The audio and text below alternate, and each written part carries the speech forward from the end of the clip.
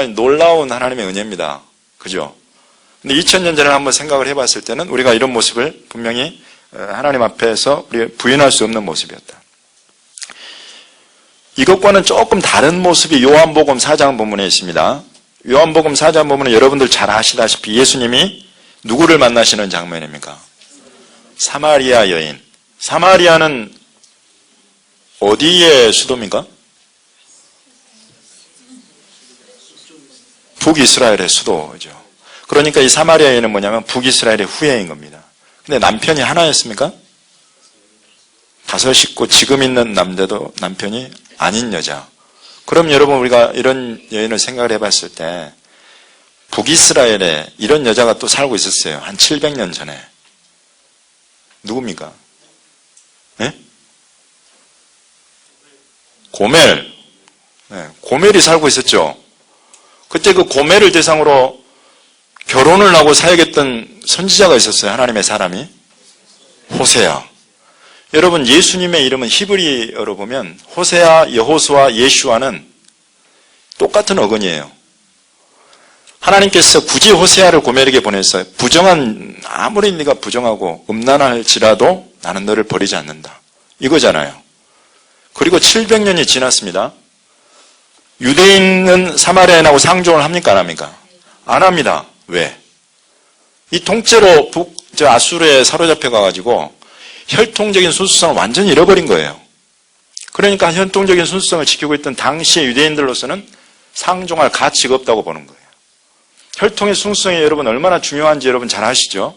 에스라 느헤미야 시대 때도 에스라가 분노하고 했던 이유가 자폰 때문이었어요. 그만큼 혈통의 순수성을 중요시하게 생각해 왔던 민족입니다. 그래서 상종조차 안 해요. 그런데 하나님이 보내신 예수님은 700년이 지나도 네가 아무리 음란하였어도 네가 아무리 나를 버리고 떠났을지라도 나는 너를 다시 찾는다.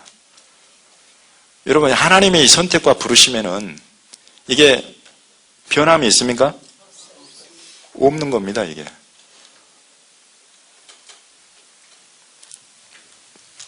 그래서 이방 여인들은 와가지고 사정을 해도 예수님이 굉장히 매몰차게 대하시지만은 이 사마리아 이 여인에 대해서는 예수님이 먼저 말을 거시죠.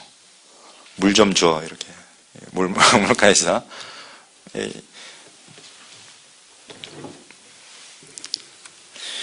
그런 것이죠. 한번 택하면 버리지 않는다.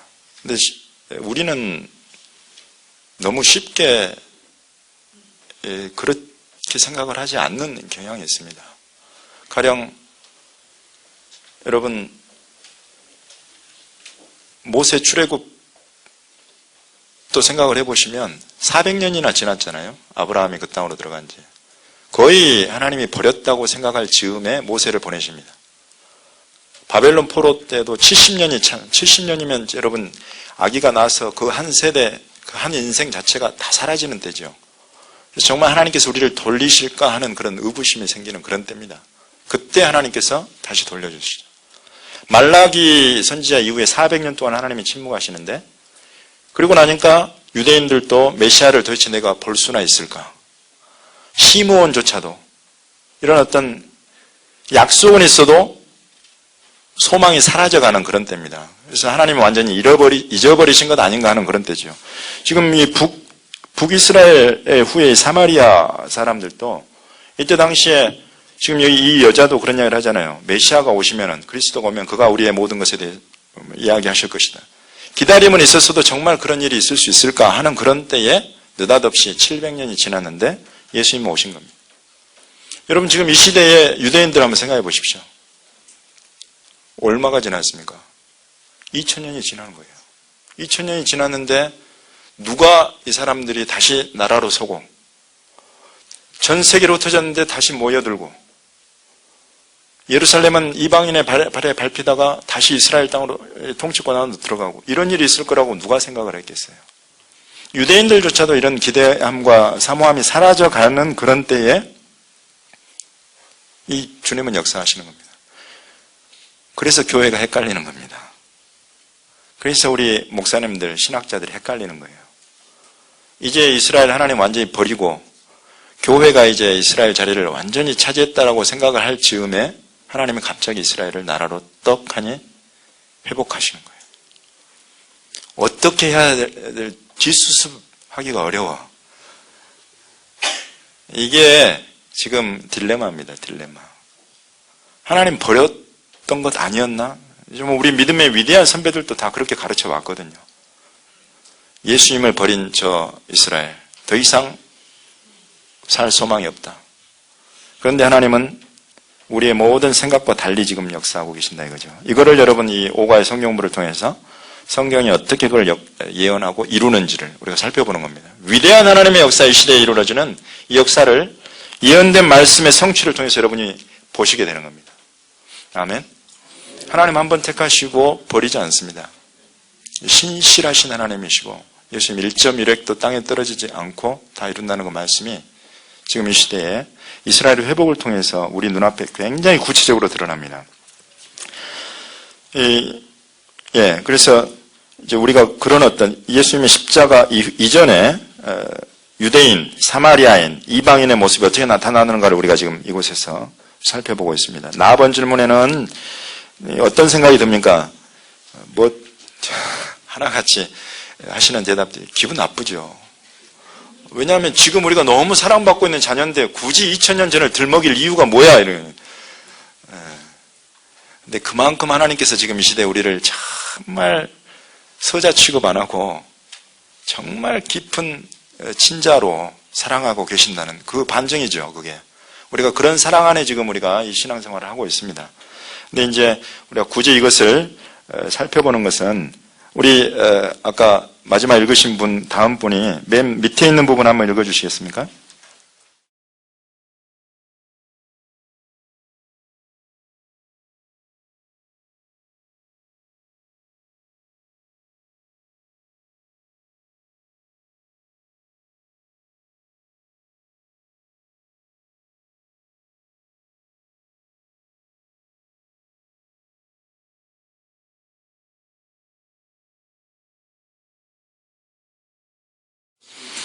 할렐루야. 야, 정말 놀라운 이 은혜의 복음이 이 안에 담겨 있는 겁니다. 그래서 우리가 정말 마태복음 7장 본문에서 우리가 끝나버렸다면 우리가 여전히 하나님과 상관없이 살고 있겠지만은 여기 사도행전 10장에 보시면은 대표적인 하나님의 선교 역사의 방향을 잡아주시는 사건이 나오죠. 그래서 베드로에게 환상을 보여주십니다. 베드로가 환상을 몇 번을 봅니까? 네? 이 환상을 몇 번을 봐요? 3번을 봅니다. 베드로는 여러분 3-4번의 사나이죠. 이 사람은 부인을 해도 화끈하게 몇 번을 부인합니까? 3번 부인하죠. 예수님도 나중에 네가 나를 사랑하느냐 몇 번 물어보세요. 3번을 물어보세요. 여기서 환상도 하나님 몇 번 보여주시는 거예요? 3번을 보여주시는 거예요. 이 베드로의 기질이 이렇습니다. 3-4번의 사나이라고 제가 별명을 붙였는데 한 3번은 하지 않으면 이 사람은 한 것 같지가 않은 모양이에요. 근데 지금 이 본문에서는 이것만큼은 베드로도 굉장히 조심스러워요. 환상을 3번이나 보았는데도 여기 보시면은 19절에 보시면 그 환상에 대하여 생각할 때에 생각을 또 하는 거예요. 이게 도대체 이게 도대체 무슨 의미일까?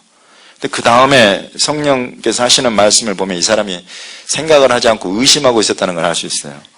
일어나 내려가 의심하지 말고 함께 가라. 이게 이만큼 어려운 일입니다, 여러분. 뭐가 어려운 일이냐면 유대인이 이방인을 찾아 나가는 것이 이렇게 어려운 일이었어요. 베드로가 만약에 이것을 하면 베드로는 요즘 말로 하면 왕따를 당하는 겁니다. 왕따를 당하는 거예요. 왜? 세상에 북이스라엘의 후에 사마리아인들하고도 상종하지 않는 유대인들이었습니다. 근데 이방인들하고 상종을 했겠어요? 식사 자리에도 끼워주지 않습니다.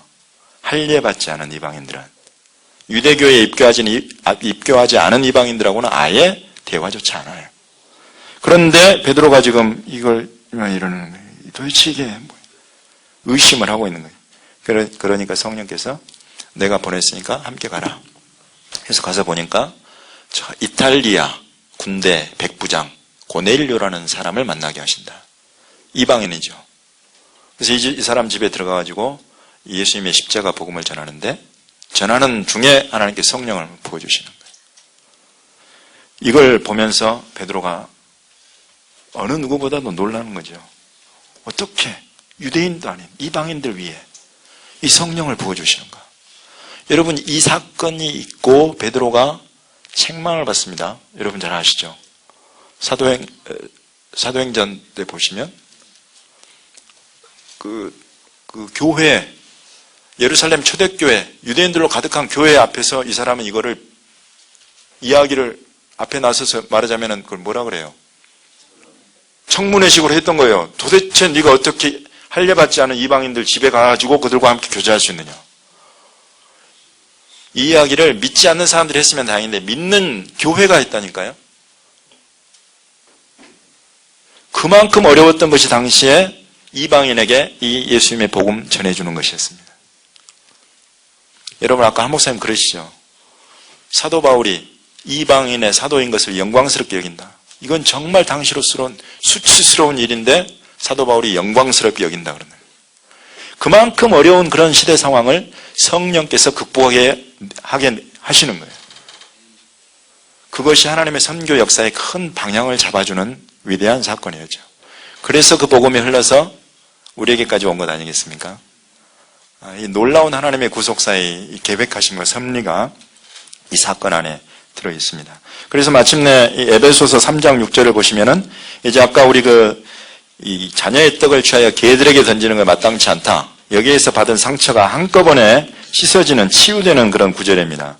이방인들이 복음으로 말미암아 그리스도 예수 안에서 함께 뭐가 됐다? 상속자가 됐다는 거예요. 이제는 너희가 사람 됐다 이거죠. 전에는 개, 돼지, 상속과는 유상과는 우리 하나님 나라의 유업과는 아무 상관이 없었다는 거예요. 그렇지만은 복음으로 말미암아 그리스도 예수 안에서 함께 상속자가 됐다. 그리고 이제는 지체가 됐다. 우리가 한 몸이라는 거죠. 또 약속에 참여하는 자가 되었다. 인을 쳐줍니다.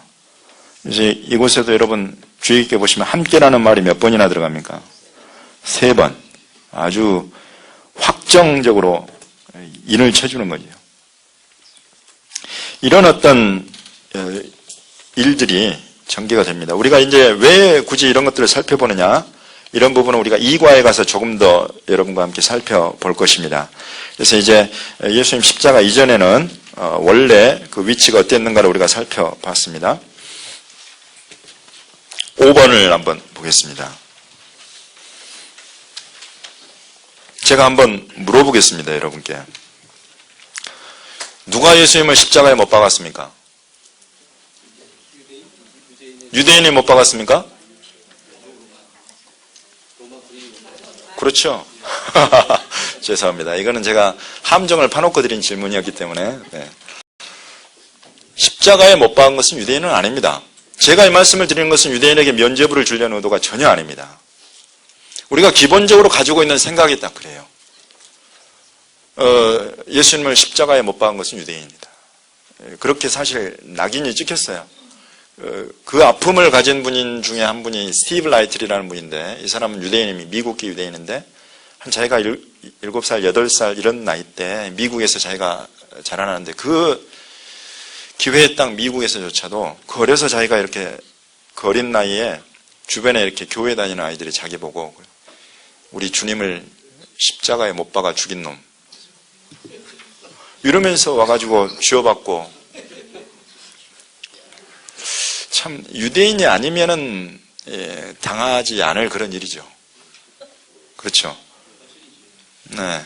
이제 여러분 여기 본문들을 우리가 굳이 이렇게 조각조각 다 찾아내가지고 집어넣는 이유가 뭘까요? 한번 여러분이 읽어보면서 가본 질문이 위 구절들에서 볼 때 누가 예수님을 십자가에 못 박았는가 한번 답을 한번 찾아보십시오. 우리 다음 분부터 한번 읽어주시죠.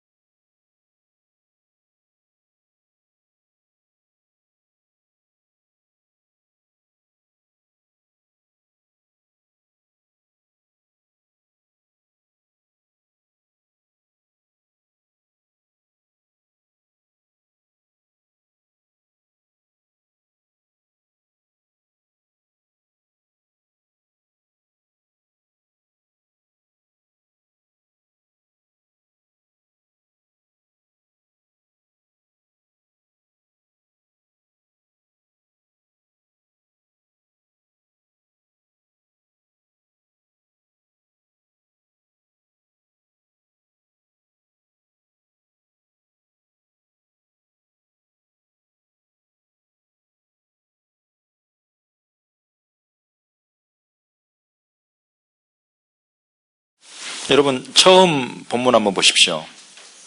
누가 지금 예수님을 조롱하고 때리고 그러고 있습니까? 군인들. 여기 이 군인들은 누굽니까? 여러분 제가 이 성경 공부를 가르칠 때에 이렇게 이 군인들이 누굴까요? 그랬더니 유대 군병이요. 여러분 유대인들이 당시에 군사 조직을 가질 수 있었어요? 없었습니다. 로마의 속국으로 있었기 때문에 자기 군사 조직을 가질 수 없어요. 그래서 군인들은 오직 로마군들 뿐입니다. 그럼에도 불구하고 그런 답이 나오는 이유는 뭡니까? 강단에서 서서 가르치신 목사님들 때문입니다. 한 사람도 이곳에서 이런 어떤 배경 설명을 안 해주셨기 때문에 성도들은 그냥 그렇게 생각을 하는 거예요. 두 번째 보시면은 여기는 예수님의 십자가와 연관해서 누가 나옵니까? 빌라도가 나오고 또 한 분이 더 나오죠. 예, 위에서 주지 아니하셨다면 이건 이 권세, 이런 어떤 예수님의 십자가에 못 박을 권세를 위해서 주셨다. 하나님의 어떤 간접적인 어떤 섭리 가운데 있다. 이런 것을 우리가 알 수 있습니다. 그리고 또 하나가 더 나오죠. 마지막 줄에. 예, 나를 내게 넘겨준 자의 죄는 더 크다. 누굽니까? 예, 유대인들이죠. 유대인들 중에 그 기득권층. 그 밑에 한번 보실까요? 누가복음. 예수님의 그 십자가의 죽음에 대해서 말씀하시는데, 인자가 이방인들에게 넘겨져 희롱을 당하고 능욕을 당하고 짓뱉음을 당하였으며 그들은 채찍질하고 그를 죽일 것이나 이러죠. 그럼 그 밑에 나오는 그들은 채찍질하고 죽인다 그랬는데 그들은 누굽니까? 예, 이방인들이죠. 그 위에 바로 이방인들에게 넘겨져서 이렇게 하신다 그랬기 때문에 이건 당연히 이방인들입니다. 채찍질하고 죽이는 것은 누가 하느냐? 이방인들이 했다는 거죠. 그 밑에 한번 보시면은 누가 또 나옵니까? 예수님의 십자가 연관해서 유다, 가룟 유다, 인자를 파는 그 사람, 인자를 팔아버린 거죠. 그 다음에 요한복음 13장 보면은 또 누구 나옵니까? 유다 나오고 또 마귀, 사탄, 예, 마귀와 사탄의 그런 역사. 그리고 요한복음 10장에는 이제 누구 이야기가 나옵니까? 내가 스스로 버린다. 이렇게 말씀하시죠. 이사야 53장 우리가 너무 잘 아는 말씀입니다. 우리 모두의 죄악과 질고를 담당하신 분이시다. 여러분 이걸 보시면 이제 예수님을 십자가에 못 박은 사람은 누굽니까? 누굽니까? 이거는 합작품인 거예요. 네. 유대인, 이방인, 로마 군인들은 용병이었죠. 그 당시 그 주변에 여러 족속들로 이루어져 있습니다. 여러 족속들이 참여한 거예요. 조롱하고 때리고 십자가에 못 박는 거. 그리고 원수마귀 사탄이 또 이런 역사가 있었고, 하나님의 그 큰 계획하심과 인도하심이 있었고, 또 예수님께서 그에 복종해서 스스로 내어주는 그런 일이 있었습니다. 우리가 이렇게 이거를 보고 이해할 수 있어야 되는데, 왜 도대체 이 예수님을 십자가에 누가 못 박았냐고 하면 여기 군인들, 로마 군인이 아니라 유대 군인입니다. 이렇게 이야기가 나오느냐. 이거는 이 5번에서는 여러분 다른 것 없습니다. 여기 4번 질문을 보시면 유대인은 예수님을 십자가에 못 박은 민족으로 2000년 동안 낙인이 찍혀왔습니다. 유대인들이 예수님을 십자가에 못 박았다는 주장에 대한 당신의 견해는 무엇입니까? 이 낙인을 한번 우리가, 여러분 제가 다시 말씀드리지만 이건 유대인들에게 면죄부를 주려는 의도가 결코 아닙니다. 여기 지금 넘겨준 자의 죄는 더 크다. 이렇게 말씀을 하세요. 그렇지만 여러분 우리가 그 말씀과 더불어서 이곳에 생각해야 될 것이 예수님의 십자가상에서 가상 7원 중에 한 부분입니다. 아버지여 저들의 죄를 용서하옵소서, 사하시옵소서. 저들이 저희가 하는 것을 알지 못함. 여러분 예수님이 이 기도를 제자들에게 본을 보이기 위해서 이렇게 겉멋드셔서 하셨습니까? 아니죠. 중심에 벌써 용서하시는 겁니다. 근데 우리는 예수님의 이 마음으로 우리가 이런 유대인들에 대해서 또 우리 스스로에 대해서 우리가 생각해야 될 터인데, 이런 어떤 마음은 우리가 잃어버리고 유대인들에 대해서 너무 심정적으로 멀리하는 그런 생각들만 해오지 않았는가 하는 부분을 이곳을 통해서 한번 바로잡아 보는 겁니다.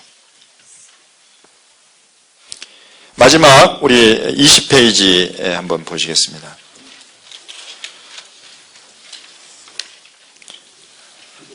마지막 20페이지에 보시면 마지막 6번에 나사렛 예수 유대인의 왕이라는 타이틀이 있습니다. 이 본문 말씀을 질문을 역시 먼저 읽어주시고 그 다음 본문 말씀으로 넘어가겠습니다.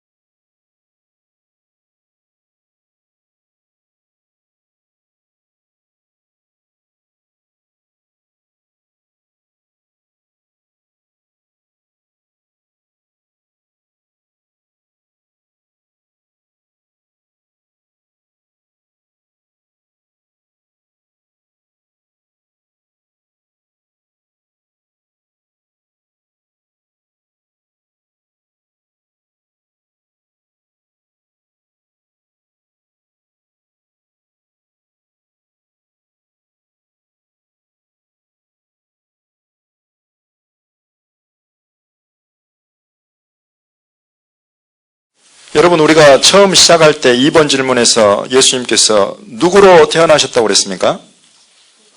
유대인의 왕으로 태어나셨습니다. 지금 이 부분은 이제 십자가 죽음을 눈앞에 두고 또 십자가 죄패 못 박히신 그런 장면을 우리가 살펴봅니다. 그곳에 나타나는 예수님의 칭호, 그 숱하고 많은 칭호들 중에 무엇이 나타납니까? 유대인의 왕. 유대인의 왕으로 태어나고 유대인의 왕으로 죽으신 분. 이분이 바로 예수님이시다.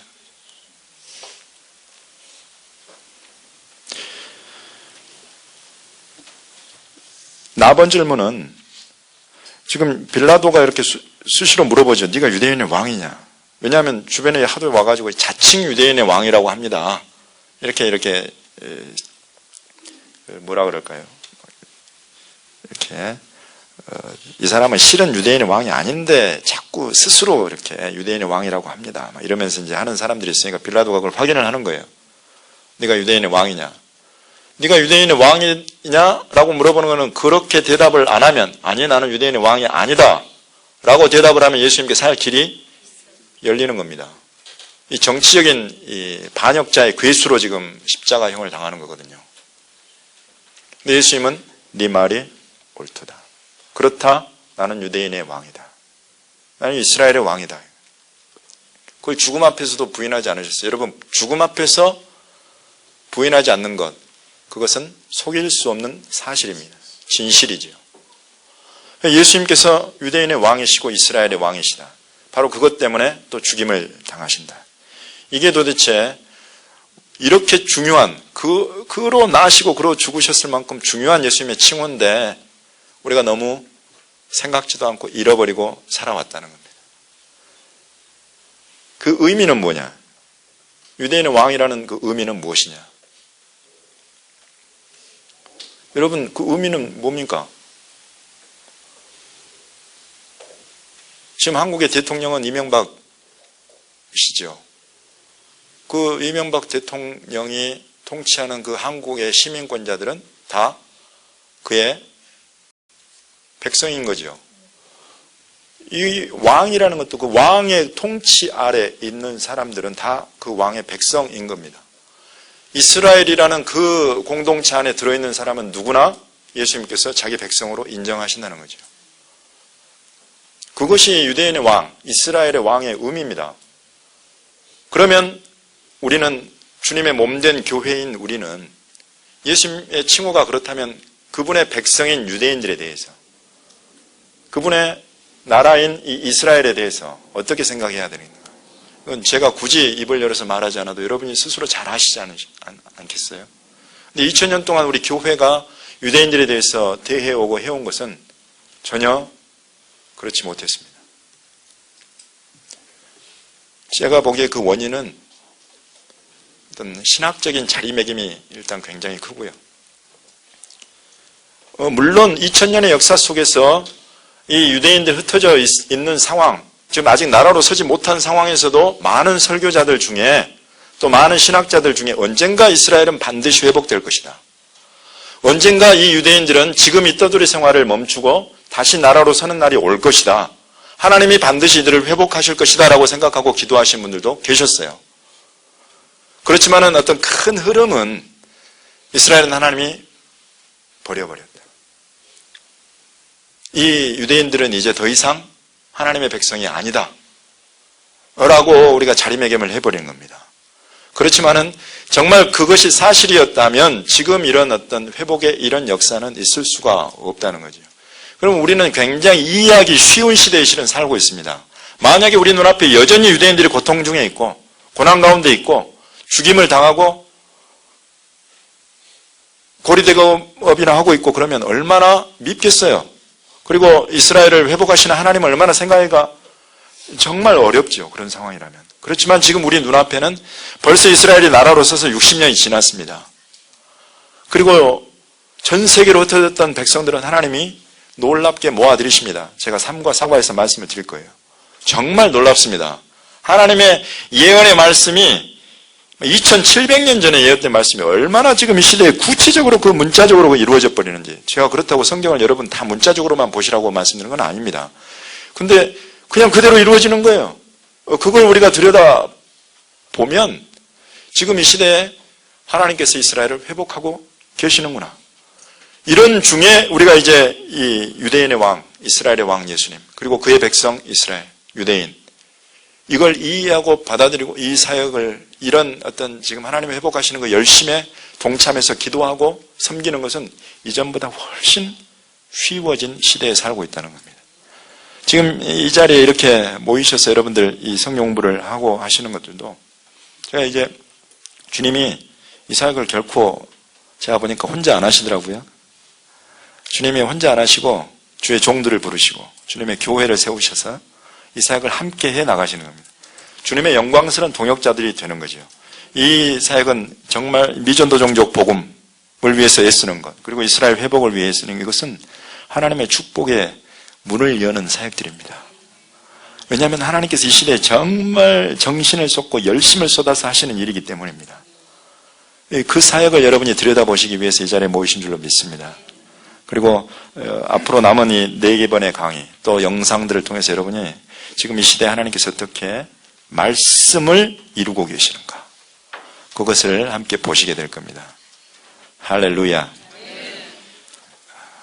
왜 이스라엘을 축복해야 하는가? 주님 첫 번째 그 답으로 예수님, 우리 사랑하시는 주님이 유대인의 왕, 이스라엘의 왕이시기 때문이라는 것을 우리가 말씀을 통해서 보았습니다.